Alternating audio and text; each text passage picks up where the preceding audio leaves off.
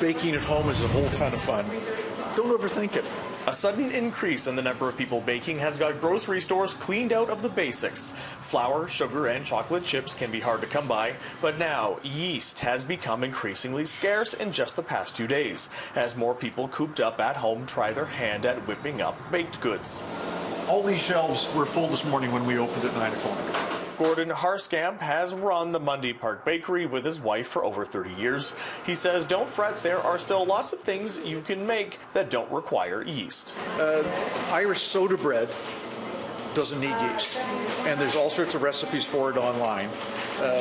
My son played with sourdough until he had a working culture at home.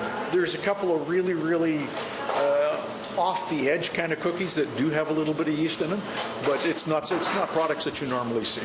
He says while walk-in traffic is down about a third, sales per person are higher, and that comfort food has become especially popular. He also says while stores may be out of yeast, bakeries likely won't have the same problem. We buy such large quantities that for us it's not going to be an issue. Though I have had a few emails from people that are trying to get me to sell them some. On Instagram, I put the question to see if, in fact, more people were baking. And you send me lots of your accomplishments, including carrot cake, key lime pie, fruit scones, zucchini bread, strawberry cake, and much, much more.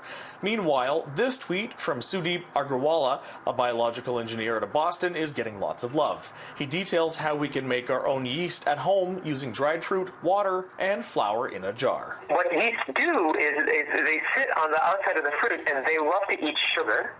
And they just hang out there until the fruit cracks open and the yeast can get in there and eat that delicious sugar. He says it also makes for a fun little family science experiment to keep the kids learning while they're out of the classroom. Now, I will actually hold on to mine over the next few days, and I'll update you on Twitter if I have any luck growing yeast here at home. In Burnaby, David Zura, City News.